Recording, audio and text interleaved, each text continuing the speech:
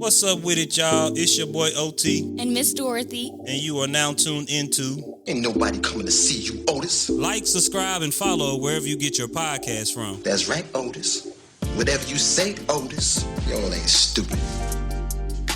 They come and see me.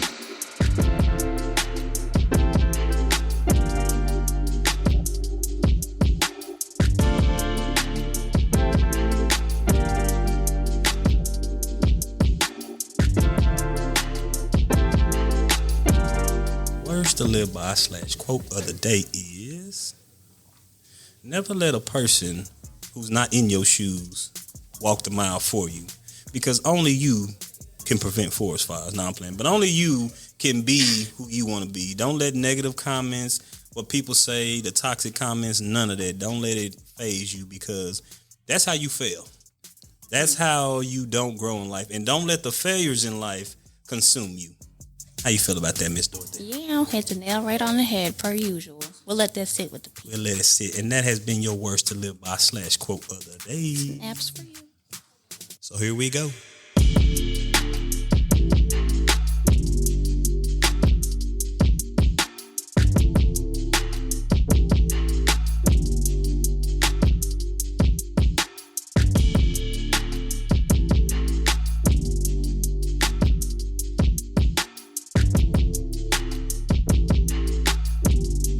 Ain't nobody coming to see you, Otis. And welcome back. Y'all didn't hear that. So, Dorothy, we have approached the season finale, man. It's been. It seems like this season has been long and kind of trying in a sense. Shout out to the guests that didn't make it, Timo, and everybody else that did make it. But you got anything to reflect on? I know we have a topic for today, but you got any keys you want to leave with this episode? Ooh, I'll wait for the keys to the end. But Okay, all right. As far as the season goes, I mean, another great season, another period of bonding and getting closer with you and A-Ray, which, of course, I love. I know we all love. Just getting to hang out. It's refreshing, and just the appreciation. And just like you said, for those that didn't make it, Terrence Moore, Timo, whatever you want to go by today. And for those that we have talked about recording with this season, we didn't forget about you. We're going to push it on to the next. For sure. But speaking of people who do show up and has always shown up, we do have yours truly, A-Ray TV. Yo, trying to find a way to sit down. I had my feet propped up. Oh, okay. But I appreciate y'all for having me. Yeah, we appreciate you for coming on always. Always. Dorothy, you wanna pop it off? Pop it off. So we're going to have a few things that we're going to talk about today. This might just end up being our longest episode this season. I can see that. Because it's some deep stuff.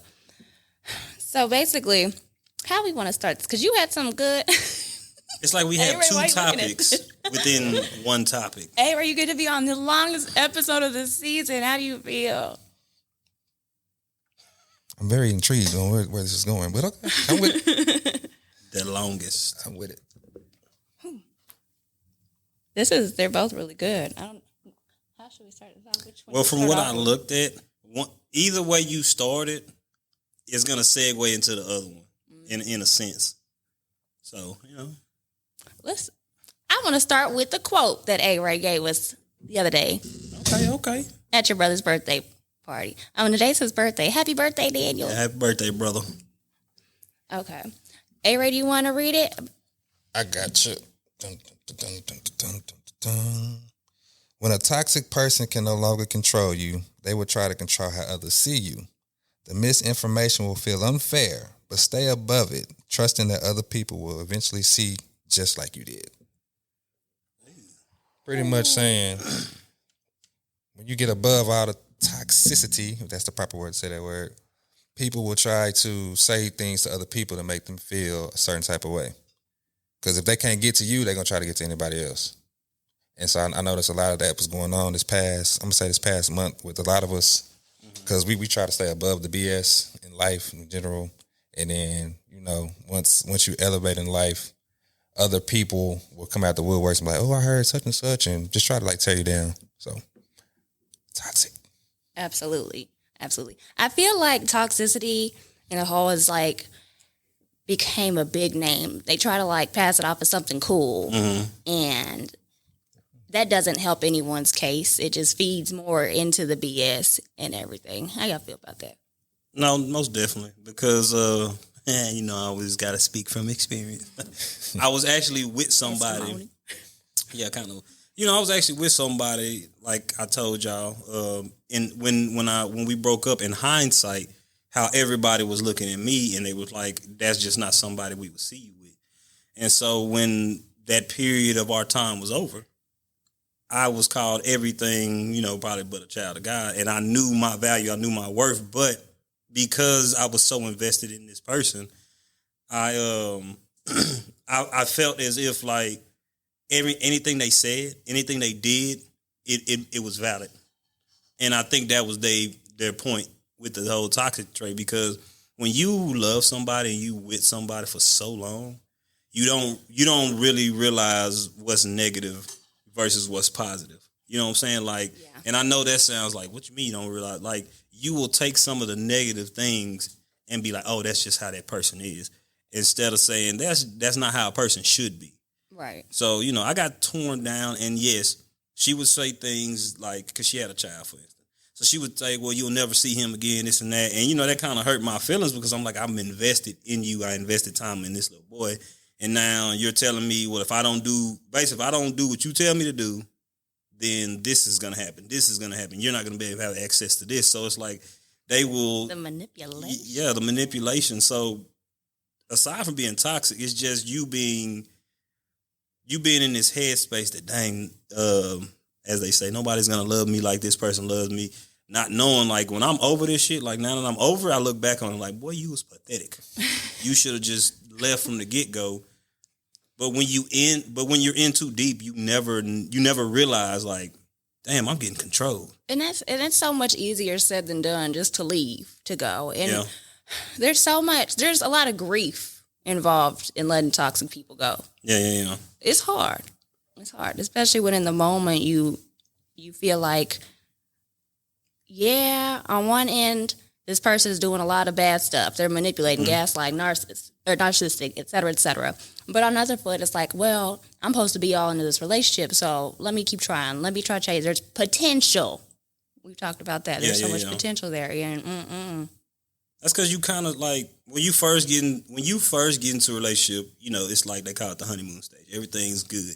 You're gonna argue with your significant other. I don't care how great the relationship is, but we get stuck on who that person showed us from the get-go, not realizing they showing you who they are right now. Yeah. Who they was in the get-go is like, okay, let me bait this person in. Let me get this person close enough, and then I can show you who I really am. Because that's basically what they do with that toxic trait. Like, you start acting how you really want to act, because you done got comfortable. Yes, and then red flags in the beginning is always what ends it. Mm-hmm. Those ones that you ignored. The ones you ignored. Every time. That's definitely ignoring the red flags. Cause it's like sometimes your pure feelings about someone will overpower the toxic traits. Like, the balance will be out shipped, where it's like you might see something toxic, but you just really don't focus on that because that ain't how you view that person at that time. Mm-hmm. It's not until you get angry and pissed off later in the relationship where you're like, dang, why didn't I catch this the whole time? Yeah, exactly. And then the man or the woman or whoever want to get upset when I come up over their head with a picture frame or something. But I wasn't a bad guy in the beginning, but that's Oh, so that actually happened? Is that what you saying? No, I seen it on a movie once. Oh, okay. Definitely sound like that happened in real life, but who am I?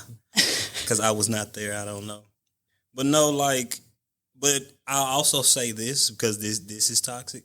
Sometimes that toxic shit be entertaining to certain people, because I was entertained. Because I wouldn't, you got to think about it. You have to be entertained by something to stay that long. Yeah. Like, what's entertaining? Maybe it's sex, maybe it's the convo, or maybe it's like, for me, it was like, okay, I know I'm going to get this person back that I first fell in love with. So I got to keep trying because I pursued them. But just because you're the one doing the pursuing doesn't mean that person shouldn't pursue you too.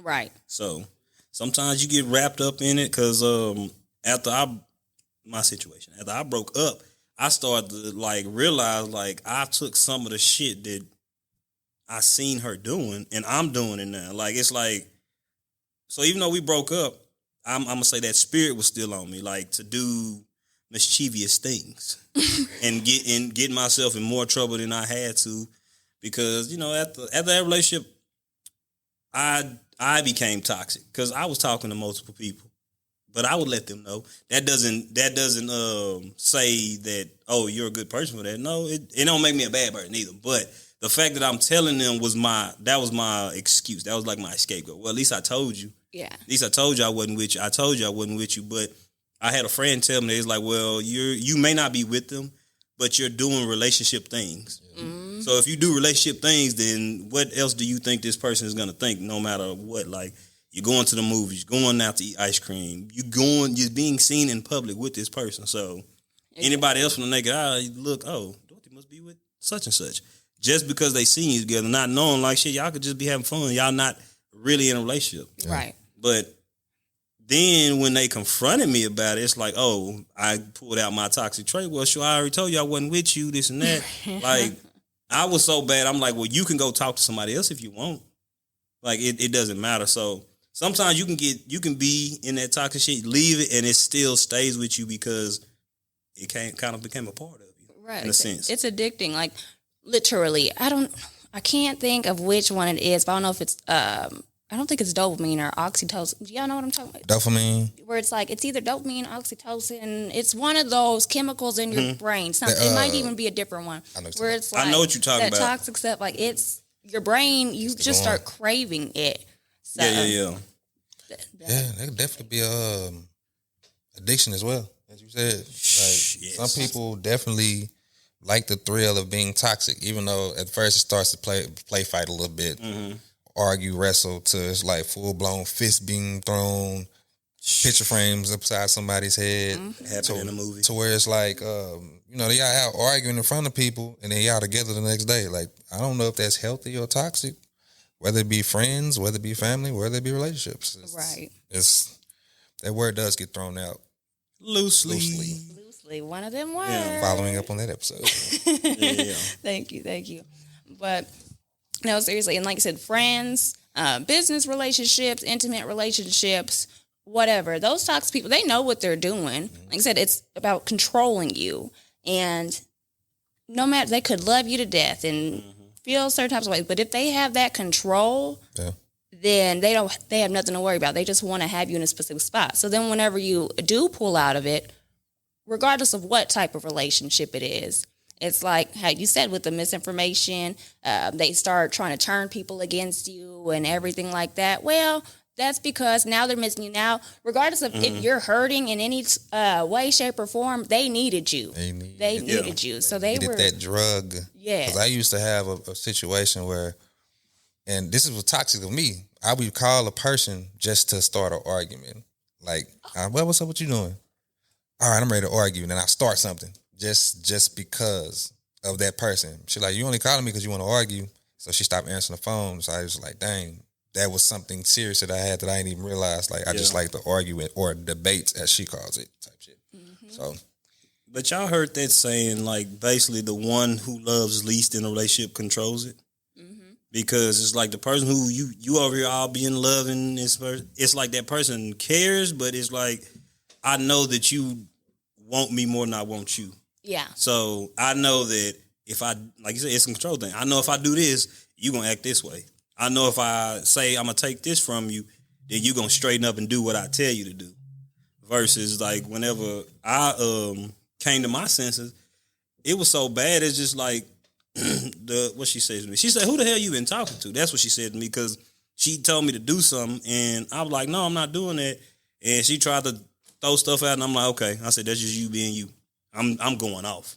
Yeah. Like, she's going off on me. She's getting upset because I'm not reacting to her. Mm-hmm. So she was like, who the hell you been talking to? And I'm like, shit, I've been talking to myself, and myself said I need to leave you alone. But that's what I really told her, because it irritated her whole soul to know that, no, I'm not getting your son. Loved him to death. Mm-hmm. No, I'm not doing this. No, I'm not doing that. Man, he doing this. All while you out here doing X, Y, and Z with the next person. Right. You know what I'm saying? But I'm wrong because I won't watch your son while you go be a hoe. Right. All of a sudden, you're a POS and all the names under the sun, and then they're calling best friend, mom, your homeboy in the street. Yeah. You know, spreading all this stuff about you. But it's like, no, what did you do? True. How did we get to this point? Yeah, you don't want to talk about that. They never do. They never do. They never do. It's like a toxic person doesn't want to talk about their toxic traits because it's like it makes they know it about themselves, but they know like, okay, if I let them call me out on that, then I'm agreeing to it. But like I said, they know. They just don't want you to know they know. Mm-hmm. Exactly. And did you ever notice like how with those relationships, like the intimate ones or with friends and stuff, business partners, that whenever you do finally break away from them and break that cycle and drop off or break away and let them be them, you can do toxicity, be whatever. That's your character. I ain't got to be around it. But they never prosper in the end. Then all of a sudden stuff just starts declining in their life. True. And everything blows up. God don't like ugly. God don't like ugly. And sometimes God is blocking your blessing because you have that evil person around you. And yeah, he's not going to let fine or pretty. Yeah, he knows that. He knows what type of person you are, who you're going to become, how success, all that. But he ain't gonna allow you to get there if you got the wrong people around you. True. Because they're gonna ruin it for you. Yeah. But no, I noticed that. Like I said, they don't want. When a toxic person is toxic, they don't want to talk about their flaws. That's why they throw your flaws at. They don't have any, you know. That's when you become a narcissist, a true narcissist. Yeah, everybody got a little something in them. Yeah, we all know some of them. And see, that's one of the reasons I try to stay cool and level-headed as I get older, because if you push me further enough, like I'll say that's my toxic trait. If I get mad enough, I'm trying to say whatever it is to hurt your feelings, or I'm trying to do whatever it is to hurt your, especially if you started the shit and I didn't, and I feel some type of way. I know that's toxic because at the end of the day, they say sticks and stones may break your home, but words can never hurt you. Sometimes them words motherfucking hurt. Words hurt. They hurt. And they can say they don't, but words hurt. Sticks and stones gonna break a bone, all right. But them words, like I tell people, they linger. Because for the longest, back to my situation. Y'all know I got a story for everything. It took me a while to get out of the toxic trait. It took me a while to figure out who I was again because I was so used to that one person. So really, I was just going off of what I had known for the 3 years I was with this person. And then I'm like, is that our friend? Shout out to him. At this time of the day, okay. That's crazy. But I kind of lost my train of thought with that. But long story short, it made me realize, like, dang, this person is controlling me and I'm not even with them no more. Like, the words she said, there it go. The words that she said to me, you a piece of shit, you this and that, you won't amount to nothing. Like, that shit, like, anytime, this is going to segue real well. Anytime a failure happened, them thoughts would come right back up. Well, she said this, she said that. So I'm like, it's almost like I made it true. It triggered. And it was a trigger. And it's just like, dang, like, anytime I think it may not just be me. Anytime like something goes wrong, especially if you're in like a funk, shit that people said or shit that you didn't did, and like it kind of plays back like, dang, like I should listen to this person, or what that person said, I guess it was true. And that's how I was and then finally I had to tell myself, like, you know, you're going off past issues. You're going off stuff that happened, and this is why a year and a half after the fact we wasn't together. So, and then it probably helped that I got with somebody like for 6 months, and yeah, that's a whole nother conversation. You didn't heal. No, and that's what's real toxic. I be listening to y'all when y'all talk to me. Yeah, that's the most toxic thing, because at the end of the day, you go through things and you jumping from one relationship to the next, and you're bringing every bad spirit that you had with this last person onto somebody, basically bleeding on somebody who didn't cut you, and now you can't even fathom, like, dang, like, how do I break away from this? So I got to a point where I was like, okay, I'm going to be by myself. I'm going to go out by myself. I'm going to go to movies by myself, go to the bar by myself. Now, if I happen to see Austin or somebody out, we see each other out. But it wasn't no hard feeling. It wasn't like I'm not inviting nobody. It was just, well, okay, who am I? Who am I as a person? Aside from this toxic trait that I have coped and learned from this one person. And I found out, I'm like, I like my own company. I like being by myself, and you can't get into too much drama by yourself. You cannot. And you can leave whenever you want to leave. Boy, don't go to. You might not want to ride with me because I might leave you at the party because I don't want to stay all night. I got to that point, and then that's what's crazy. I thought that was a toxic trait because I wanted to be by myself. But I think a lot of people don't realize, being by yourself after a shitty relationship, after that, is probably the best thing because then you need to regroup. Don't hop into the next relationship thinking, okay, this person is going to make me happy. Only person who can make you happy is yourself. And people think, oh, I'm going to get with this person. They're going to if you're not happy before you get in that relationship, you're not going to be happy in that relationship. So it's my little story. Hey, Ray, have anything to say on that? That wrap that thing up right there. Awesome. Oh, no, but for real, like how you were saying, with her, she would say these things to you, and it was stuff that stuck. Even though you knew it wasn't true. I felt like it was. You felt like it was, especially in the time. And even for a period after that, 'cause for every one negative, you have to have 5 positives to overcome that. Yeah. And so it's just hitting, especially when it's something directed towards yourself. But hey, and sometimes when people tell you things that are criticism, sometimes it's true. But when it's somebody that's like that in that relationship, no, that ain't true. I had someone call me what did he call me one day? Did you know him?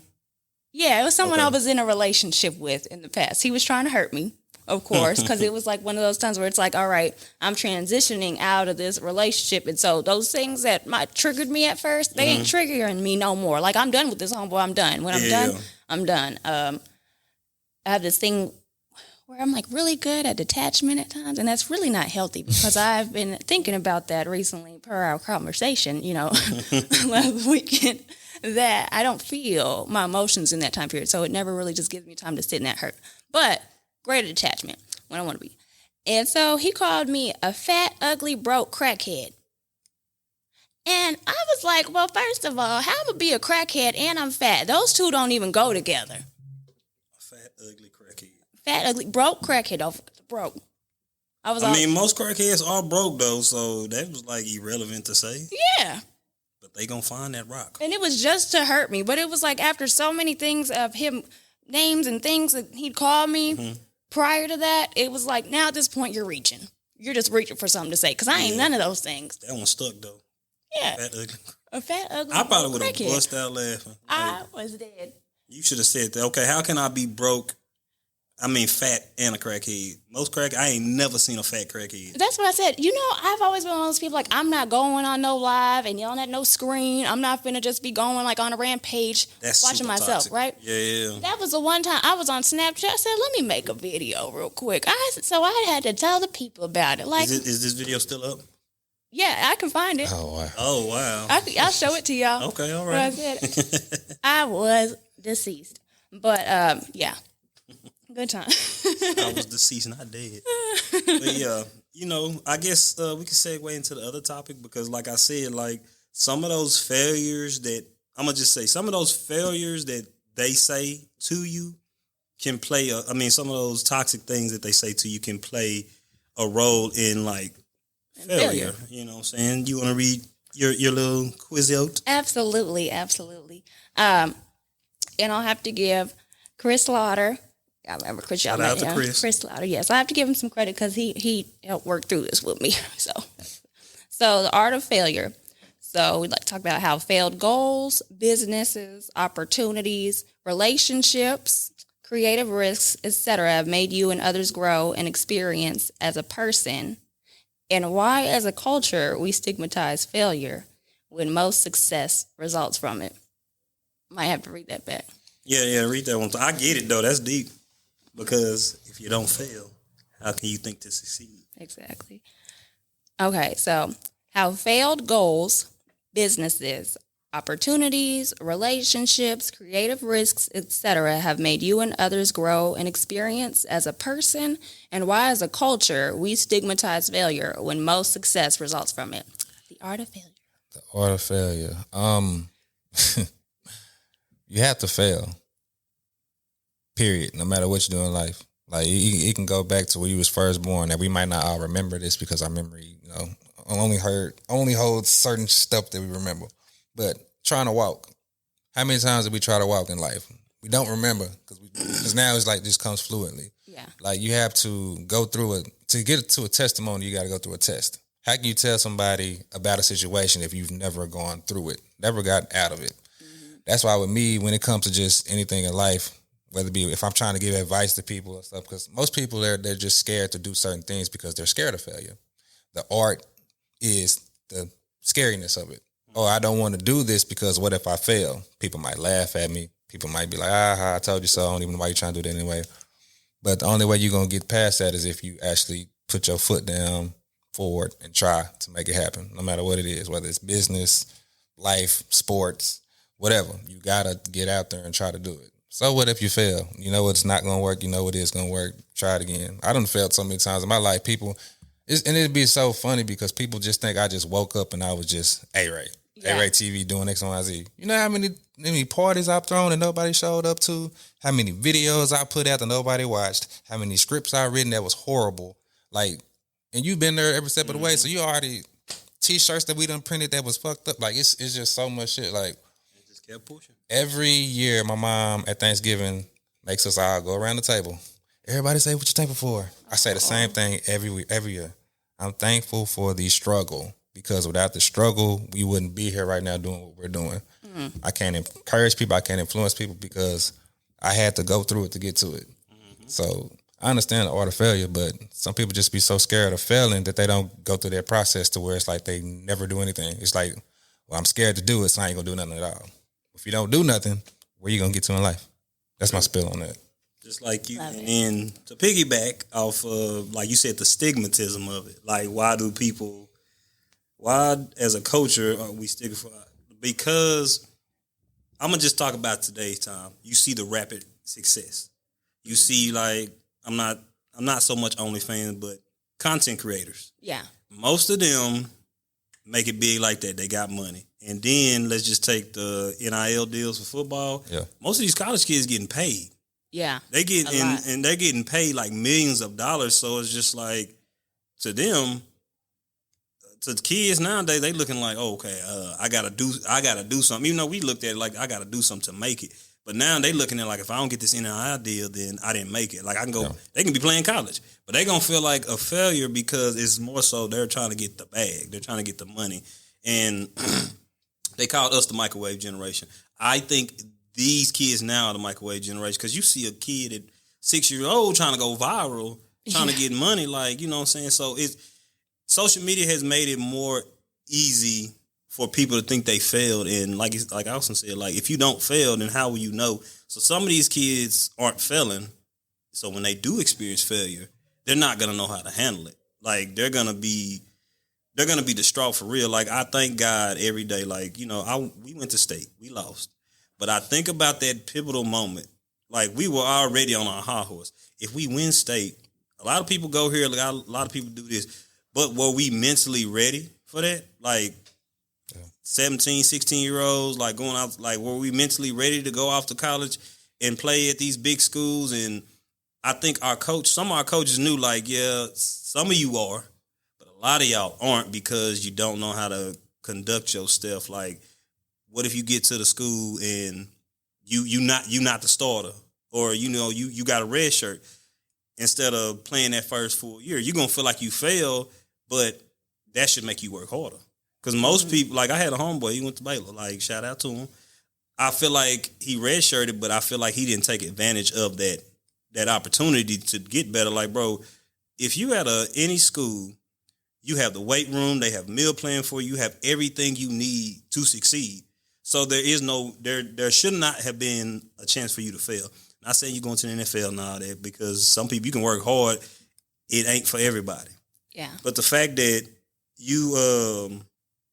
I think I would say he failed because you didn't utilize what you had at that moment. And now you kind of look back on, like, man, if I had just did this, did that, bro, they had yoga for y'all. Like, you know what I'm saying? Like, they have every avenue for y'all. And all you got to do, if with me, I can say this now, I'm going to school, workouts, practice, and that's it. Mm-hmm. Like, you know, especially if you're trying to make it. So I think it's stigmatized because like everybody's so used to instant gratification, instant success nowadays, and so nobody has to really work towards anything. It's like, okay, if I can just do this, if I can just go viral one time, I can accumulate this money. And now you're thinking, okay, what else can I do to go viral? That's why you see people doing stupid shit. Yeah. That's why you see a whole bunch of stupid shit. And to me, that's a failure. It's like, yeah, you got this money, but At what cost? At what cost? Your humility. Like, you got to do something stupid for everybody to, let me go watch this video. Like, you think about when we were in high school. Like, we had to go on the back page and look up Soulja Boy doing the crank thing. Like, we had to look at stuff. Like, the internet was, dang, I know that sounds old as well. The internet was prominent at that time, but the internet was not popping like it is now. Like, you didn't have all those tools and everything that you have now. You had to live real life, build relationships with people, and people liked you for what you were doing. It wasn't like a gimmick. It was like, hey, I like your music. I like your podcast. Hey, I like what you got going. Now it's just like a mass murder spree of, I need y'all to like this, share this, comment on this. And if you don't get it, you're upset. They only got 2 likes on this. It's like, But you got to go through that. Like, you have to really go through that to figure out who really is messing with what you're doing. Exactly. Sometimes having 1 million people subscribe to your stuff is cool, but really and truly, out of those 1 million, who are you really touching? Can you build those one-on-one conversations with people like, hey, man, I really fuck with your content. It got me through this situation. It got me that. Mm-hmm. Some people have 1 million subscribers and don't have no comments. Exactly. My boy. I'm weak. No, for sure. Because, I mean, I don't know how much knowledge and what we can get from someone eating Tide Pods. Y'all remember that? Crate challenge. Yeah, the crate. Oh, my goodness. And my dumb ass, you almost did. I almost tried it. And I'm like, you know what? I can see that going seriously bad. Like, I'm surprised nobody died from it. Cause that we know of. But I really feel like failure probably is the best thing that can happen to anybody. Because everybody has to go. There's no success without failure. Yeah. Like even if you try to switch it and make it biblical, like, you know, the failure was humanity and Adam and Eve and the apple or whatever. The success was Jesus dying for the sins. Like, you can spend success and failure any way you want to from the beginning of the time. It's always going to be like, you got to go through something to get to something. Exactly. Like, it's better to have a pile of oh wells than what ifs. Yeah. Dang. That's good. That is. And see, a lot of people, they're scared to fail because some people won't try again. Yeah. Like, you know, that's how come you get a lot of people who don't dream anymore. Like, you get people like at the job, family members who don't really look at failure. They look at failure like, okay, if I fail, I'm not doing it again. Yeah. I'm not trying it again. I'm not going to step out there because they feel defeated versus, okay, what did I do wrong? How can I be better? Like, I'm with him. Like, I don't think it should be stigmatized as a bad thing because, like I said, when we were little, we couldn't walk. Hell, we couldn't even run. But we did it. It was like a repetition every day. Our parents standing us up or we getting up and we climbing on the wall and we figuring this out. So one day we just let go of the wall. So sometimes you have to let go of the what ifs and to succeed. Exactly. I think a lot of it has to do with like perception, especially like they don't see all the hard work that it took that basketball player like Michael Jordan, LeBron James, the NFL player. I mean, everybody. Yeah. Philosophers. I mean, we can go on and on. They don't see that. They just see like the short clips or the snippets or the little stories about, the highlights of, they're the greatest to ever do it and they did this and they put up this many points and blah, blah, blah, blah. Well, what about what they had to do to get there and that time it took? So it's like if they're not doing that, then they suck, quote unquote. And they're afraid of how others are going to look at them for them failing that one time or how many times or whatever. But you got to practice. I mean, hey, you be talented. Hustle beats talent when talent don't hustle. That's that. Like you said, with the gym and go to work, yoga, whatever. Like when you fail to prepare, you can't think you're going to succeed. But like the thing is, for instance, I'm going to take basketball. Like I was a street ball player. Basically, I was not organized. But one day I went outside and I'm like, let me just keep dribbling this basketball. Let me just, because I didn't know how to do anything. I had to teach myself. I would go outside every day and just dribble. And so I got to a point where I'm like, okay, now we going to the court.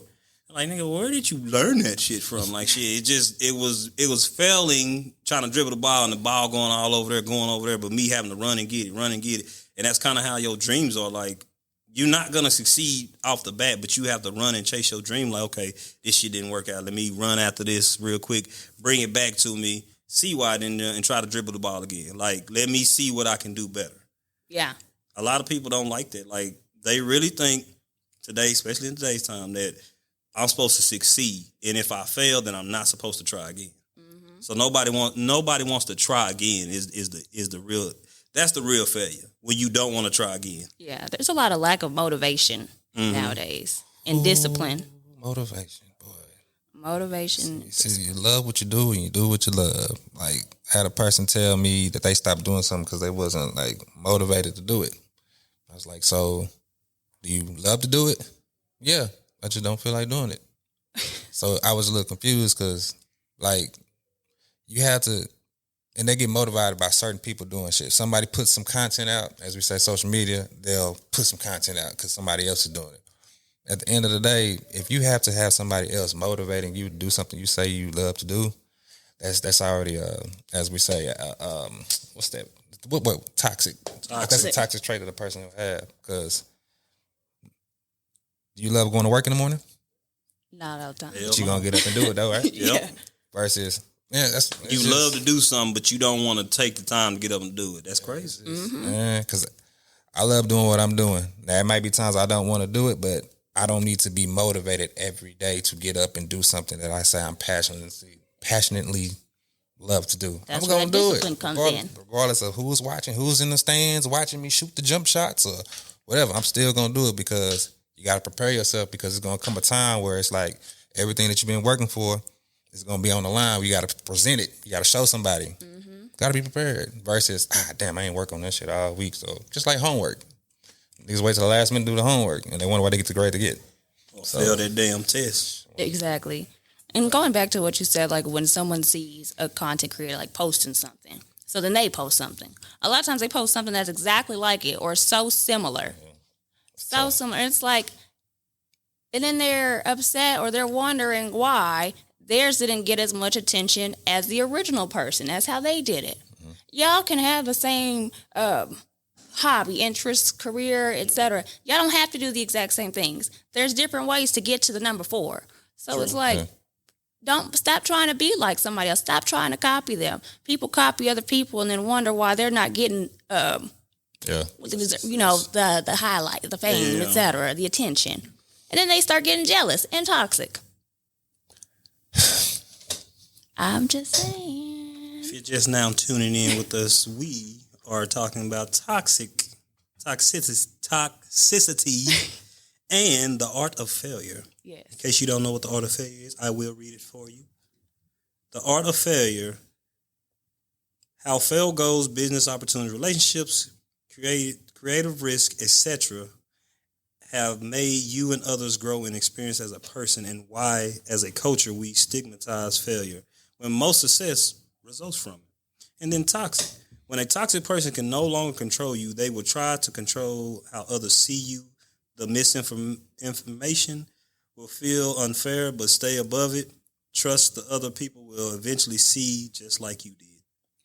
And even going with that, like once you do reach that success level, getting out of toxicity, like first they love you, then they hate you, and they love you again. That's when all the stuff gonna start coming, all the rumors, all the this person, that. So as you elevating in life, that comes with it. Like people, he say, she say, stuff like that. You just have to gotta block out the noise, even though it could be definitely hard in this day and age with social media. Yeah, but it's like what's really important to you at the end of the day, what people are saying about you or what you really love to do. Because they don't pay your bills, they don't lay down with you. Unless they laying down with you and they saying it, then it's different. Yeah, that's a whole nother problem. You gotta sit up there, take energy out of the day. You could be working on something else to sit back there and go back and forth with a person on proving whether what they're saying is right or wrong. Because that's what they want you to do. Yeah. Just try to stop your motion. That's it. But it's all about your mindset. Are you in the mindset of growth? Yeah. Or just appeasing other people? Are you gonna let someone get to you like that? You can't control how others proceed. You can't control, you can't let them control you. It's like, And I think that, my bad, go ahead. No, I was gonna say That's why I think people do fail, because they're sitting, like you said, they're trying to copy somebody, or they're trying to do something that's not original to them, or that they never done before. Like, keep it original with yourself in order to grow, because I see, like, we got a podcast. Everybody does a podcast, but what makes us different? Like, I have talked to plenty of people, and that's why I said we need to, like I was telling you from the get-go, we need to have an identity. You ask most people, what is the identity of your podcast? They cannot tell you. They cannot tell you. But us, we can tell you. It's ordinary topics for extraordinary people. Like, and it's just simple. So, because I get that asked a lot, oh, you got a podcast? What's this about? Oh, are you talking about what celebrities talk about? Like, no. Because at the end of the day, like, what's happening with Diddy is interesting. But that's not nothing that deals with me. I don't fucking know Diddy. I don't even know. I know him as a celebrity, but I don't know him on that personal level. So what benefit would it benefit us talking about? Right. The same shit that everybody talking about. Because I'm pretty sure people on podcasts speculating this and that. Like, I really don't care. Everybody been talking about it, and it's interesting. And I feel so bad for everybody that's going through what they're going through with that. However, on TikTok, I can't even scroll 3 TikToks without it being something about this whole Diddy thing. Like, where is my whole algorithm is off shot because of this man. Page. I'm not even liking them no more, and I'm just like, where is stuff that I came on here to see? Like, that's how it be. And see, I feel like I'm not saying anything bad about people who talk about the celebrity gossip, but it's just like you doing yourself, in my opinion, I feel like you're doing yourself a disservice, because what you say, anytime you scroll, that's the first thing you say. I think everybody now, that's pretty much all you see going up and down the timeline, some fucking baby oil that wasn't baby oil. Yeah, it was liquid ecstasy. So, but I be thinking everybody tries to cover the same thing. Like, in a sense, I ain't gonna say you failing, but you failing because what are you saying about Diddy that the next person didn't say? Right. You give me the same information that the higher ups then gave me. Carisha, please, all these people are saying about this man. I ain't not Carisha because that was her man. But Fox you know News, what I'm saying? CNN, Yeah, Fox News, CNN, like they TMZ, already covered. They're whatever. already covering it. So why would we get on here and do that? Like, I feel like you just that's how you fail, because it's like, okay, they didn't listen to one podcast, somebody talking about Diddy. Then they get on our podcast, we talking about Diddy. Like, you got to have your brand. You got to know your brand. You got to own your brand. And you can have some trials and tribulations, some errors with going into what that brand, what all entails in that. Mm-hmm. But, I mean, it's just like that. Hey, Kessa. Is that her?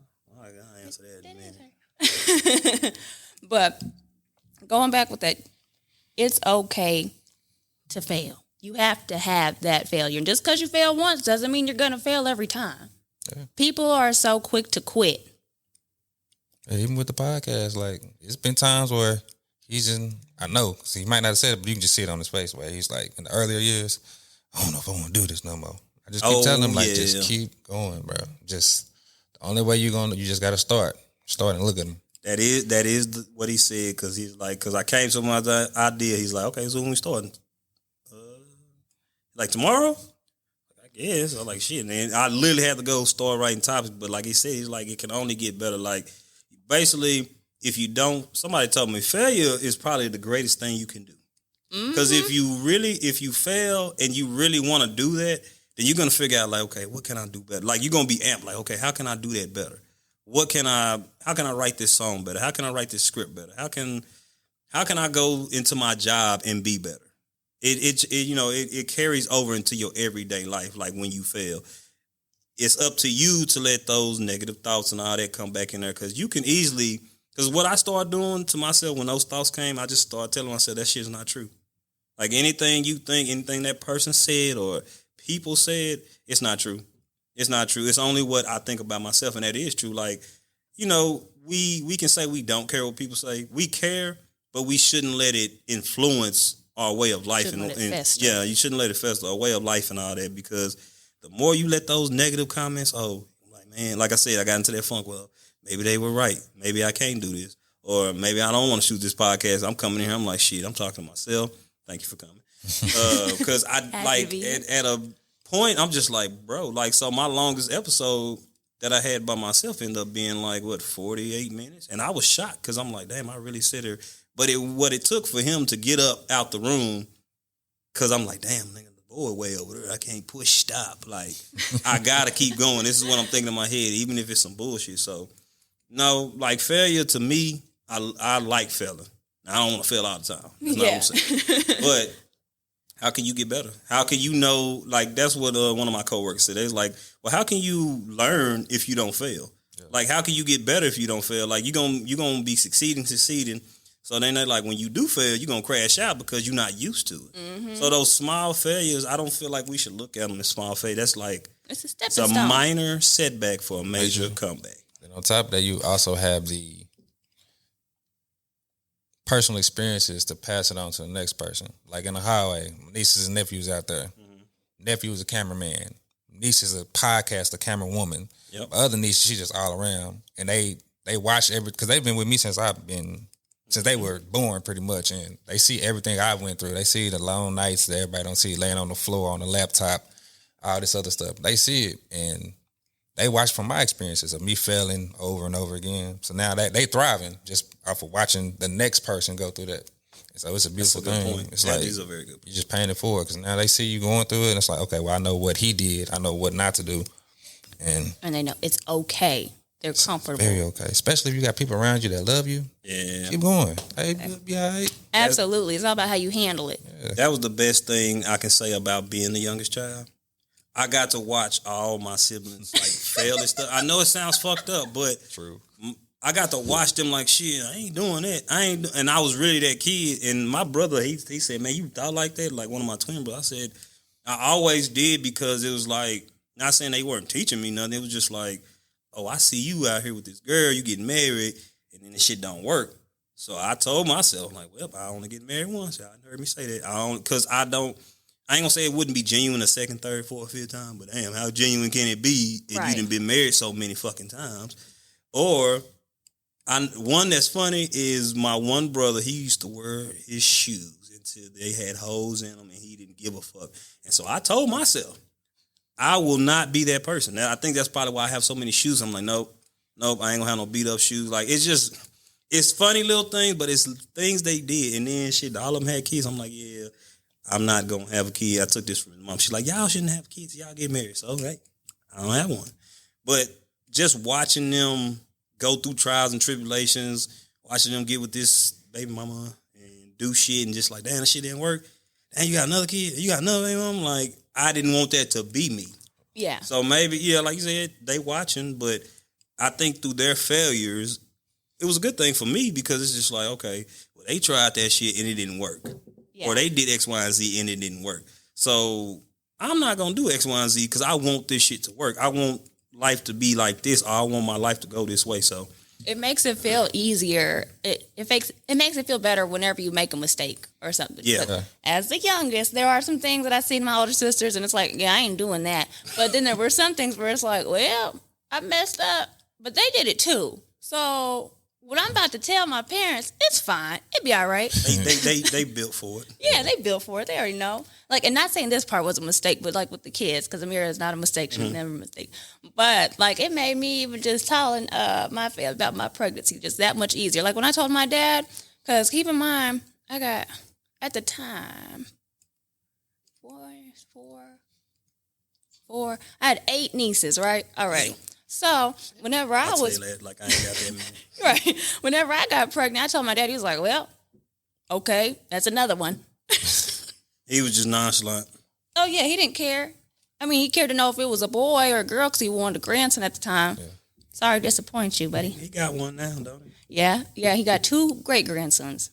Then he also, got no grandson? Yeah. I've been saying also just watching how their lives were going. Like they had so much going on. Like my brother, he had a full ride to go play with Georgetown.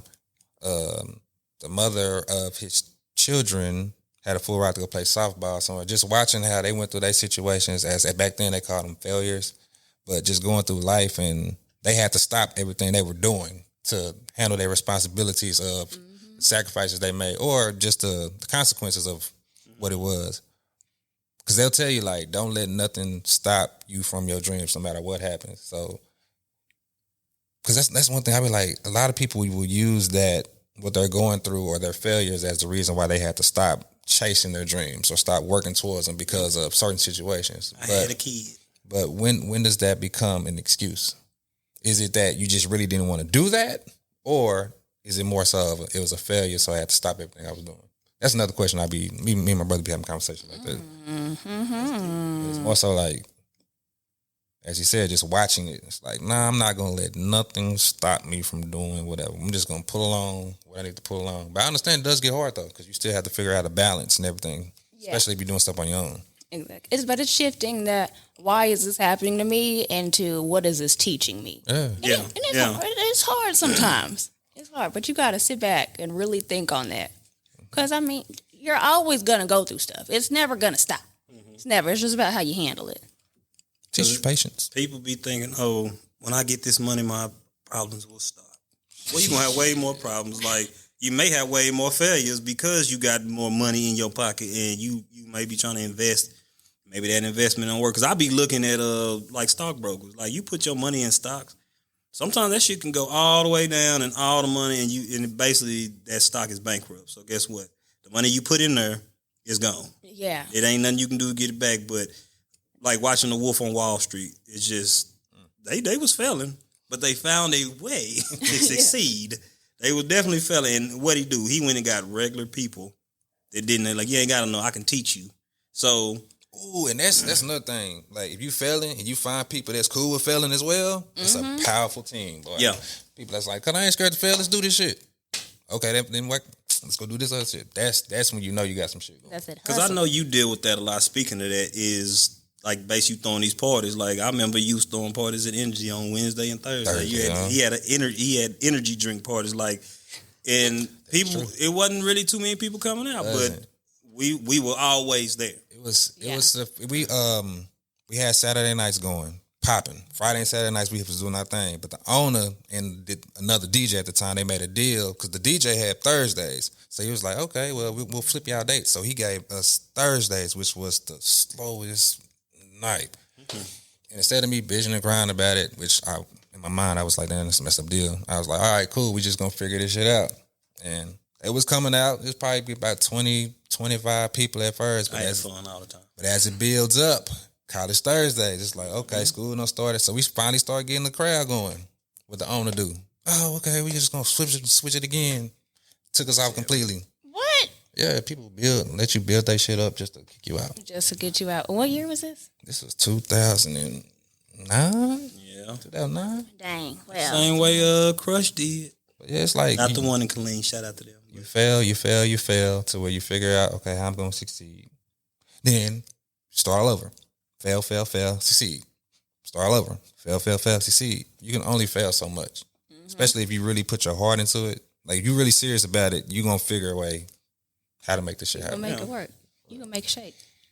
I'm sorry that I couldn't be in attendance for y'all's parties back then. I was not of age, so you was probably in elementary school. I was. That shit crazy. 2009. I was not. I was a freshman in high school. 2008, I was in middle school, but we was doing parties then too. Yeah, 2008, I was getting ready to graduate. 2007, we was partying. Y'all old. Chill a little bit. Seasoned, y'all. Well seasoned. This podcast was recorded in the year 2027. We are not old. Exactly. But yeah, I mean, just stuff like that. Like he said, just having people around you that's not scared to fail because they know, okay, eventually something's going to have to give. Something's going to have to work. Like, how can you make it work if you don't fail? Because if you, like I said, you keep going, everything's going right. Nothing in life goes right 24/7. Facts. Nothing. So they can stigmatize failing, but I think more people need to fail in order to be great. Because some of the greats, I'm pretty sure they failed. Donald Trump took an inheritance. Yeah. No, I'm not shouting out to him. He went bankrupt. He went bankrupt and got it back. And ran for president and won. But that's a whole nother story. It's true. But what is it? Is it Bezos? No, what's his name? Which one? What did he do? No. What's his name? It's SpaceX. I'm thinking Elon Musk. Elon Musk. Like Musketeer. I'm pretty sure he failed, and look how rich he is now. Man, it's Like, still going. You're still going. It's just like people. I fail, so let's just quit. No, like I feel like my coach told me this. He said because my freshman year, I didn't want to play football. I wanted to go straight track because my buddy and us were talking about it. And my coach came up to me. He said, "If you quit now, you'll quit everything in life." He said it'll be easy for you to quit. And then he's like, that's what the coach wants you to do. He wants you to quit. And I took that and I ran with it because, like I told you about I don't know if I told you about the whole tax test. I told you I got my GED. Didn't Yeah. Told you how everybody got up and cheated. And I didn't. And that rung in my head when he said that. I still failed, by the way. But, I thought to myself, maybe I should have cheated. But then I thought to myself what Coach said. He was like, yeah, if you cheat now, you're going to make it easy to cheat at anything in life. Absolutely. And I probably would have been like, I'm going to take the shortcut. That's where that toxic shit come from. People want to take a shortcut and it's just like, damn, I want to get here, but how can I get there faster? They don't want to go around the track. They want to cut across the track and expect to get a medal every time. Yeah, instant and gratification. they get mad when they get caught. That part. So, like, how you was doing something wrong, now you upset about it. Most people, like I said, people get upset when they know they're toxic, and it's like they don't want that. I don't want Austin knowing I'm toxic, so let me tell Austin what's wrong with him.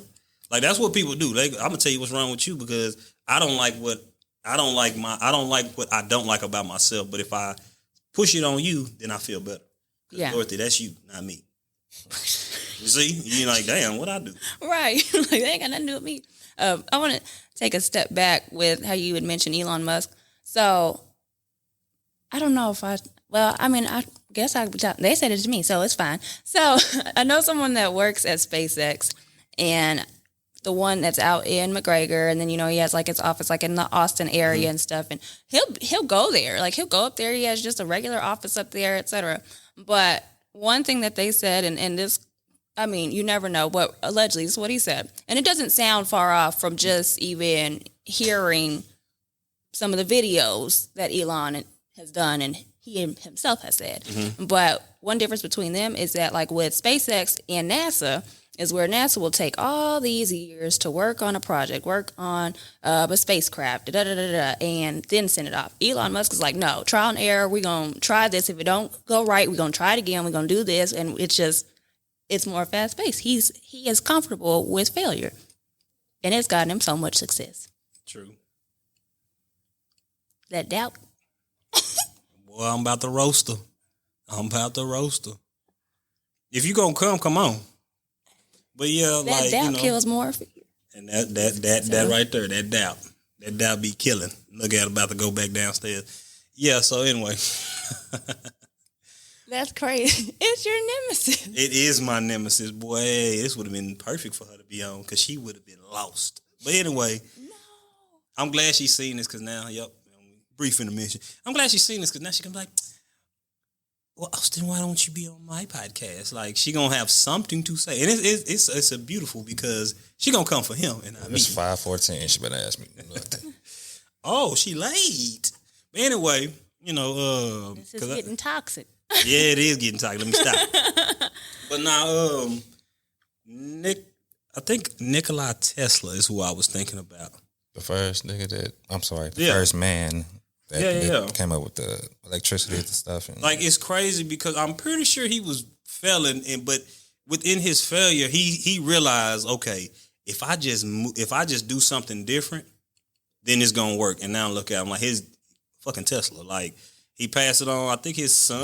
His son. So it's like you passed on your knowledge to your kids, and that to me is probably like he probably failed millions of times, and then all of a sudden, here his son come, take his father's notes, and be like, how can I make this better? Shit, I'm gonna make an electric car. That motherfucker drive itself, because I've been in one, and when I tell you that, it's almost scary, and I would never want a Tesla, because when I tell you, say y'all outside the car and I'm inside the car, I can see y'all body print. Yeah. And if it's like trash cans and stuff, I can see the trash cans. I can see everything. It'll show the stop sign, plain as day. And I'm just like, That's scary. Them things are fast too. And if you got it on like sudden, like if you got it to where like you say you put on your turn signal, the car automatically slows down. Mm-hmm. It's not gonna turn for you, but it will press the brake for you if it knows it's coming up to a stop sign, it'll stop itself. Yeah, so I'm like, I don't think I want one of those. Like, I would never want one of those. That is an intricate car for sure. I drove one time. I said, put me back in my Honda, I can't do it. But it was cool. It was was a space car. Because it drives itself, which that's scary because like how much trial and error did you use for you to know, okay, I know if I type in these coordinates, it's going to get me there.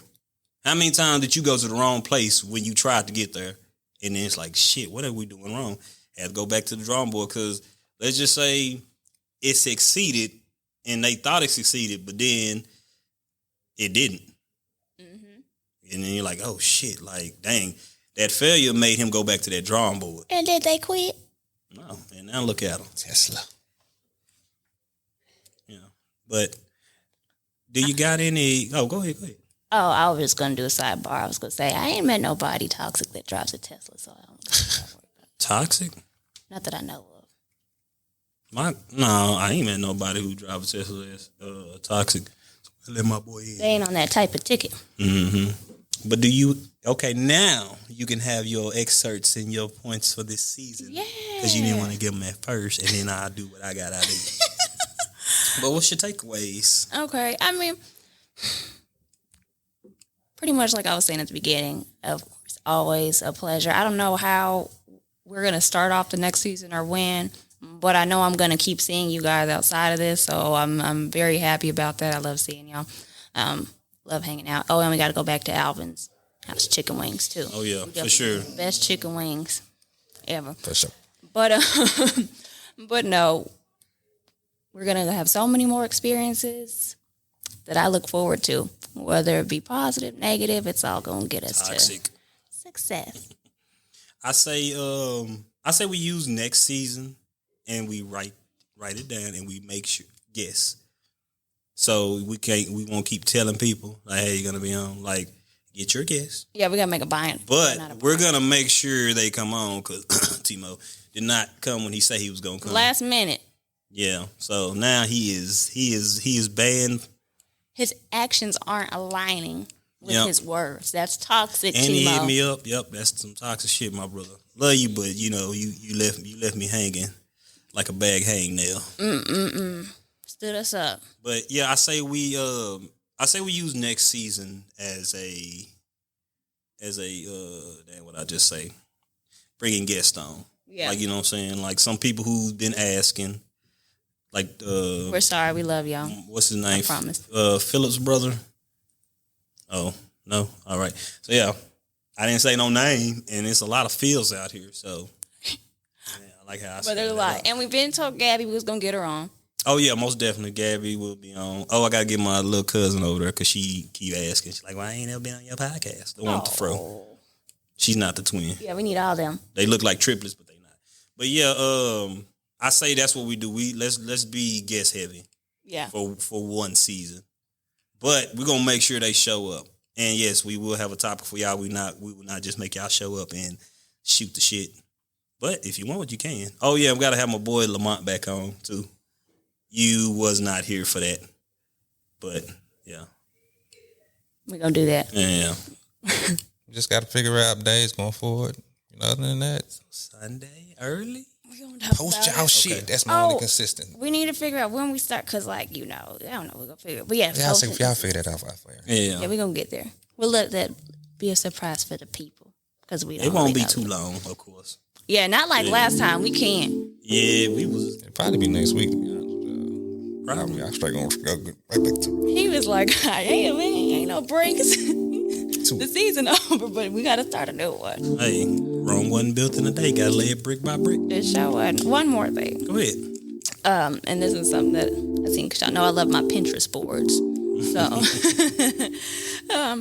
just a nice little quote from this thing, 7 sentences I wish I'd read sooner, which I'm not going to read all of them. I'm just going to read one of them. But, y'all want to know about them, just hit me. Got my information. I'll tell you later. Okay, anyways. These hard times, this pain, these lessons, one day they'll be your strength, your awareness, and Blessings. That's you know what I'm saying? We're going to end right there. That's right. Make sure you like, Subscribe. and follow wherever you get your podcast, streaming on all major platforms. See y'all next week. Allegedly. Allegedly. What's up, Jessica? Hello. Thank y'all for tuning in to. Ain't nobody coming to see you, Otis. Make sure you Like subscribe and follow. wherever you get your podcast from. That's right, Otis. Whatever you say, Otis. It's been real. It's your boy OT, And Miss Dorothy. and we'll see you on the next episode of. Ain't nobody coming to see you, Otis. Y'all ain't stupid. They coming to see me.